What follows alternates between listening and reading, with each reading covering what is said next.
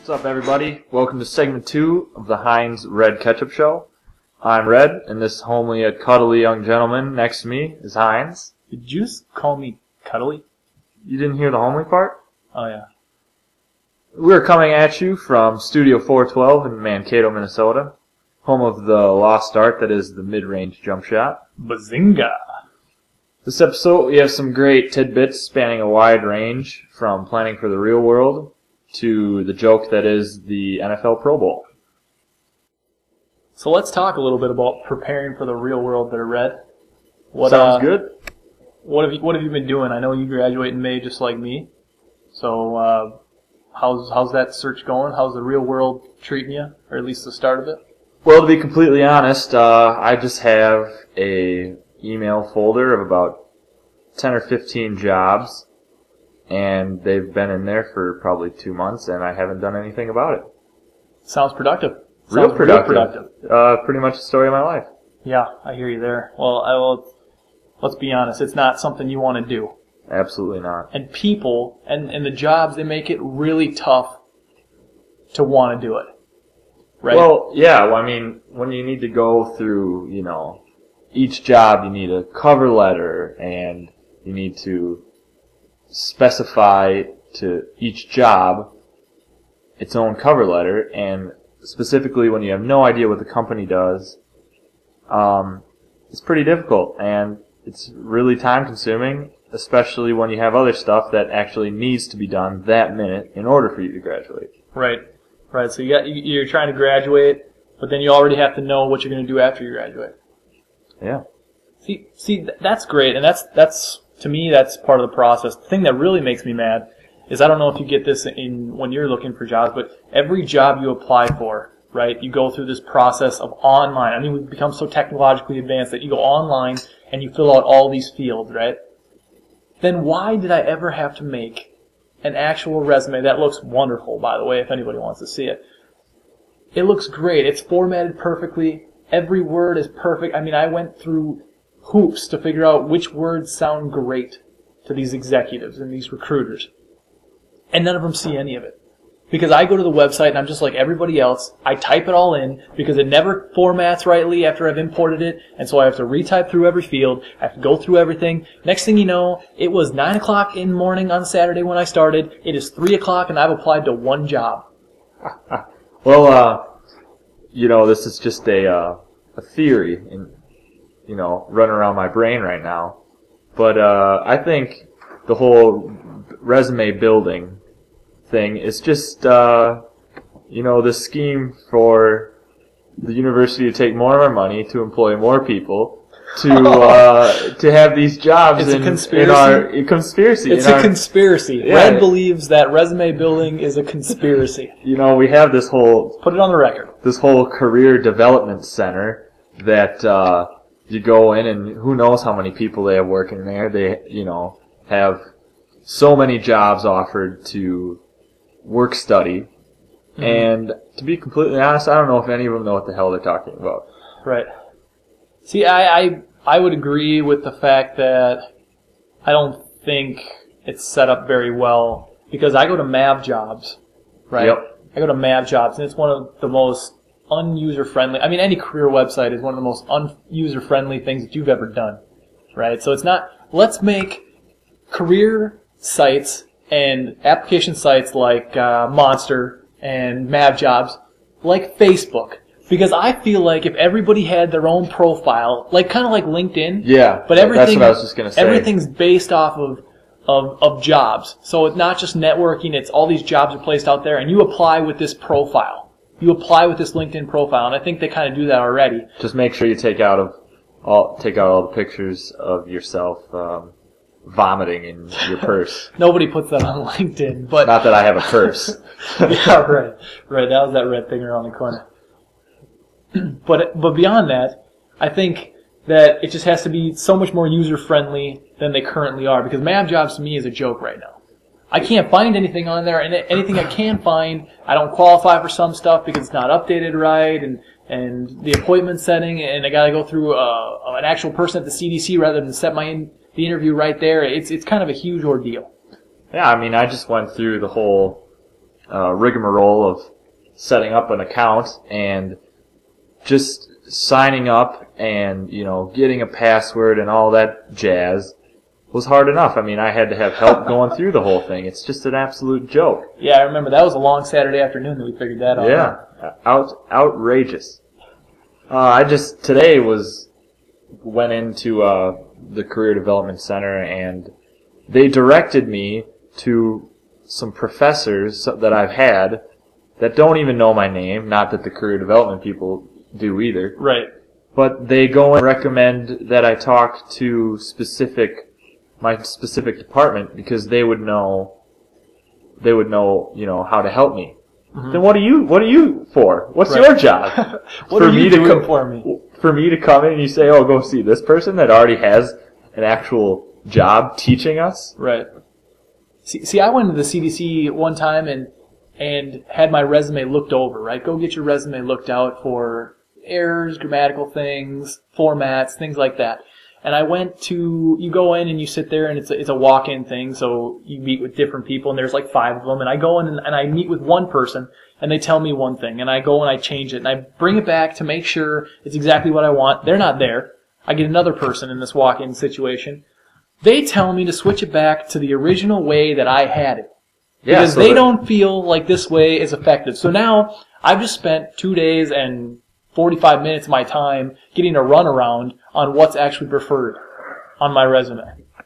Yeah, and that's just so they can have more students in there to make some cash, so they can buy their ramen noodles. Right, and they claim all these. They're bringing all these employers to campus.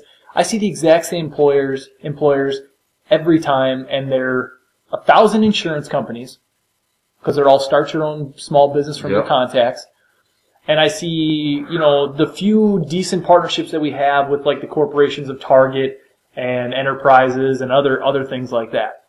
But beyond that, I feel like it's just this constant stream of the same businesses with the same opportunities for the same types of people.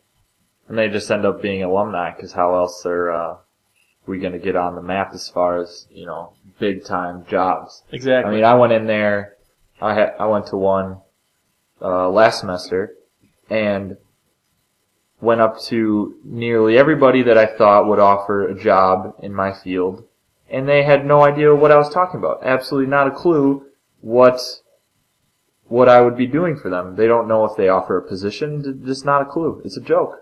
Right, I agree. I mean, I don't know if there's a better way to sift out the talent and the skills that you have to find jobs, but the way the system is right now, it's a complete runaround. I mean, I apply to jobs that I feel like I'm qualified for, and I get nothing. I apply to jobs that I probably is a long shot, and I get a return.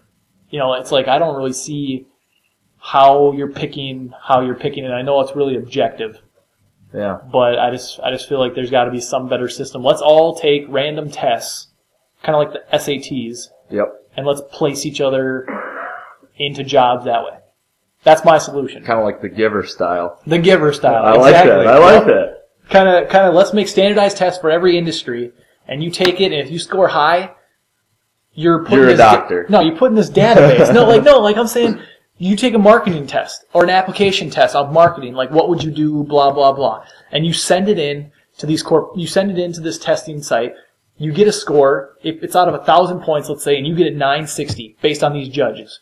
Well, if you get a 960, a lot of people are going to want you, right? Yep. But it's not, because everybody's experience is different now. Like if you say I worked for a company for 1 year doing this, this, and this, it's a complete different experience than if someone did a year of experience in a different company, because they never do the same thing. But if you have one standardized thing, one standardized application program that you go ahead and do, whether it's for GIS like you, for marketing, for statistics, for biology, you name it, you get this score base, kind of like going on to grad school, yep. And your application is strengthened by that score. As long as it's specialized to what you're actually doing. Absolutely. Like the GRE. No, not generalized is like terrible. the GRE. Right, terrible. I mean, what does me going in to some sort of computer mapping field, and why do I have to tell you about, I don't know, why do you have to know the definition of 75,000 vocab words like extradicular? Yeah. Right? I mean, who cares? That's not going to help you in your field. Exactly. But yet, that's the only way you can get into grad school. So, Yep. I agree. I think that's a good way to look at it.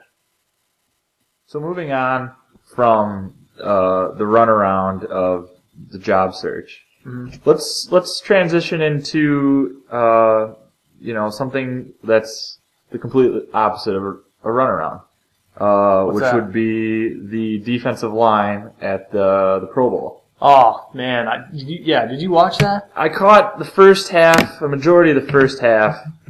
I couldn't even watch it. It's horrible. It was just, it's probably the first time I've seen it in 5 years maybe, and I don't remember it being that dull as far as competition. I'll tell you what, the girls who were doing the hula or the luau on the sidelines were wasting way more calories than the defensive lineman rushing the quarterback. Except for when Jared Allen did that little he was lined up as a D tackle and he did a little drop down spin, like they do in practice, kind of pump them up. Or remember the Titans? Yeah, remember Titans when they do that? He's probably super bored out there. He's got to have some he's got to be. And it's like, what is this? The good old boys club? I mean, what are we out here just having a little scrimmage? Let's take off if this is the way it's going to be, let's take off the pads. Let's take off the helmet. Let's have a little flag football action. Because that's literally what it is on the field. Yep, and I mean, everything goes into the players not getting hurt.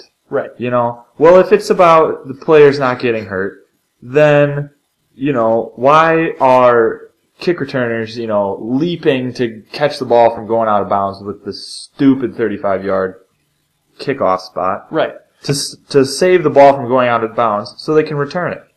That's going to get you hurt. Let's be honest. There were, the NFC did 2 onside kicks. Yeah. Right? They had a fake punt. Yep. I mean, this is like the absolute joke of a football game. And you can't do showtime stuff in the NFL and in football like you can in the NBA. No. Which is a total, absolute, ridiculous exhibition in the first place. Yeah. But more entertaining. But more entertaining, yeah. Exactly. Because football, it's the contact and everything that makes the sport. I mean, we complain about people getting penalized for these 15-yard penalties going helmet to helmet. It takes away from the game. And then you go and put on this. Yeah. I mean, it looked like a Saturday walkthrough at the line of scrimmage, right? The guy just kind of gives him a little shove in the chest, and Jared Allen laughs at him because he thinks that's hilarious, while quarterbacks with bad ankles like Ben Roethlisberger, who shouldn't be playing anyway. I mean, I heard him say once that his ankle is going to take till April to heal, so he's out there at a Pro Bowl in Hawaii tossing the ball around on the field. Well, what would you rather have? Would you rather have, I don't know... I feel sorry for the ladies of Hawaii. Who knows what he's doing in bathroom stalls out there? That's what I'm worried about. Oh, just a jab at him. I'm serious. I hope he's not listening. Well, if he's listening, he can come find me. But, I mean, come on. I mean, I just don't see how it's relevant to anything that the NFL has to offer. Nobody goes to Hawaii for the Pro Bowl. It's Hawaiians at the Pro Bowl. Yeah, and it's people that, hey, we're in Hawaii. Oh, it's the Pro Bowl today? Let's go buy a $10 ticket. Exactly. I mean, I could be wrong. The stands aren't even filled. Yeah. I mean, as you watch it, the stands aren't even filled. It's just this big vacation where they throw on a couple activities for kids out there. But really, it does nothing for the fans. No. I mean, you hear people complain about it all the time. Well, what would you rather have? Ben Roethlisberger on one leg or Joe Webb throwing the ball all over the field? Neither. I would like none of the above. Yeah. Even the commentators don't know what the hell's going on. Onside kick, NFC. All right, right the first one. Uh-huh. I don't know who it was, but he had an easy recovery. Right. By the NFC, the team kicking the ball. Yep. And I could be wrong here, but the announcer says, I don't know who it was. Well, it was Mike Mayock and the crew. Yeah, it wasn't Flutie. Who's the other guy? Mike Mayock. There's 3 guys. Who's Mike Mayock? Mike Mayock is he's the Vikings actually preseason announcer, but he does Notre Dame football on NBC and he does some stuff for the NFL Network too. Well, one of them said that he could have scored a touchdown. I could be wrong, but can't you not advance an onside kick Not if you're the the kicking team, right? I mean, Right, can't do it. even the guys covering the game don't know what's going on. Clearly it's not the announcers Pro Bowl. I mean, because there's not the best announcers there, right? Yeah. So I mean, we're not electing announcers to the Pro Bowl, which maybe we should. Maybe that makes it in. Yeah. Right. Let's that'd be elect great. announcers to announce the Pro Bowl. Let's get Madden back on. Yeah, let's get Madden back on. So you can do one game a year. Boom! I would love that. That would be great. You know? I mean, add a little more entertainment and flavor to it. Right, I agree. But this is not just the NFL Pro Bowl. This is any All-Star game. The NHL All-Star game was on yesterday as well. Yeah. And it was a joke. I didn't watch. I didn't either, but I heard. But in my terms, if there's no checking, right, which there isn't really, Yeah. and it's just stick handling and pretty much one-on-one or just passing back and forth in the zone until someone scores. The scores are always ridiculously high. Yep. How can you tell me that's fun? I mean, especially contact sports where you take out the contact, no fun. Yeah. Well, it's kind of like for the NHL, I think it's the entertainment value is more in the skills competitions. Right. Kind of like the NBA, but Right. there's a little more influence in the NHL skills. Mm-hmm. But that's on, a Friday night when nobody's going to watch. Yeah, I mean, I think think of it this way. There are people that watch the NHL just to see the contact, just to see a fight that could potentially happen. There's that one saying that I went to a hockey game, or I went to a fight and a hockey game broke out. Yep. Right? So I mean, there's that element of it. And just the hard checks in general, people get excited about that. Yeah. So if you get rid of that, you lose something, right? Yeah, the entertainment value. Right. Where in basketball, people aren't waiting for a flagrant foul to happen. Yeah. So they're just waiting for dunks and stuff, which are still present in the All-Star game. Yeah, The element doesn't get taken out. I'd have to say the NBA All-Star game is probably my favorite. Right, I would All-Star agree game. with that. Just I'm not a huge fan of any All-Star games, though. Yeah, I me can do neither. without any of them. Yeah. I think the voting for him has become a joke. It's a popularity contest. I mean, Yao Ming was voted when he wasn't even For sure. playing. Multiple different things occur that way. Yep. But, so in general, the NFL Pro Bowl was a joke. All-Star games, in my opinion, are a joke. Yeah. And especially the Pro Bowl. Especially Could the not Pro stand Bowl. The jerseys were even terrible. Yeah, they're I all. think you could everybody, I mean, Nike creates these awesome things for Oregon, and then oh yeah. what do you have for the jerseys? Let's for get the some NFL? combat series out there. Geez, it was ridiculous. And they're all walking around with their jerseys untucked because you can clearly tell that they don't want to be there. Right, I mean, they the don't only care. reason they're there is maybe a bonus or They do get a bonus if you win, like 50,000, 25,000, and heck, they had a dog on Care 11 choose who was going to win the Pro Bowl by going to the bowl with the food Yep. in it, and it picked it right. It was the AFC, and that's who won. Before you said that, I couldn't have told you who won the game. To be Yeah, honest. the AFC won. I saw it. A big scores, obviously. What, They broke a whole bunch of records. Surprise, 400 to 399. something like that. Yeah, it was triple figs. I'm pretty sure. What were the passing yards? Ridiculous. I think Brandon Marshall had like 4 touchdowns by himself. I kid you not. One was pretty cool, but again, how much can you put it on when no one's playing defense and everything else is going? So yeah, let's never watch the Pro Bowl again or any All-Star game for that matter. All right, I'll hold you to that. All right. So let's get into our Tunes tribute segment. Who you been listening to lately?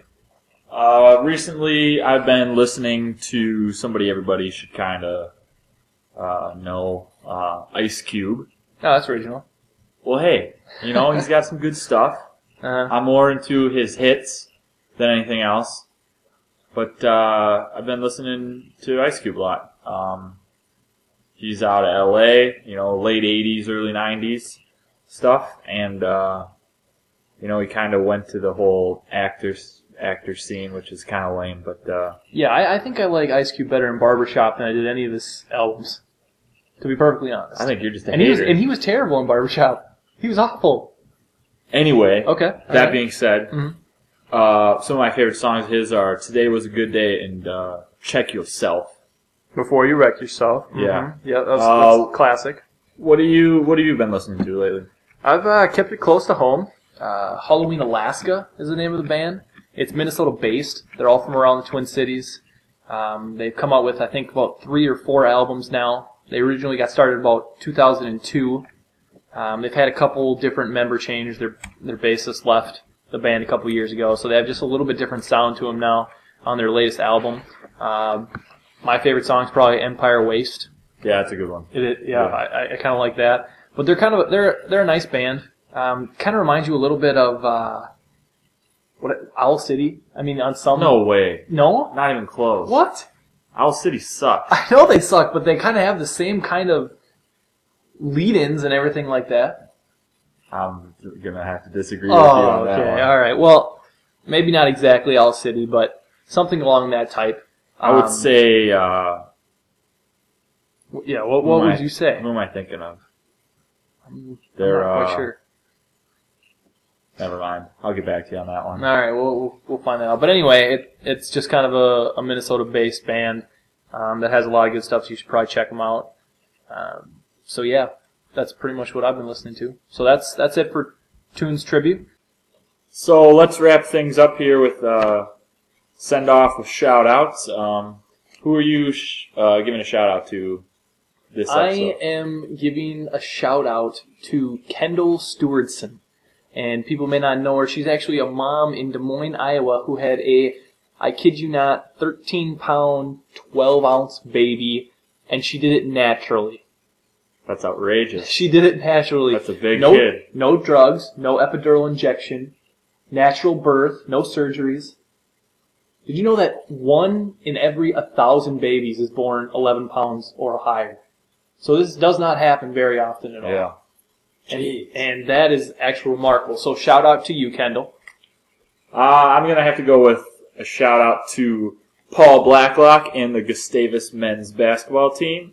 I checked out a game on Saturday. They played St. Thomas. I heard that was a good one. Yeah, it was a really great game. It was to go into, if Gustavus won, they tied for first in the MIAC. And so Paul had he had 9 points, 7 boards, had some foul trouble there for a little while, but ended up coming up with a huge block to win the game. So I'm giving a shout out to Paul. All right, so that's going to do it here for this episode of Hines Red CatchUp, and we'll catch up with you next week.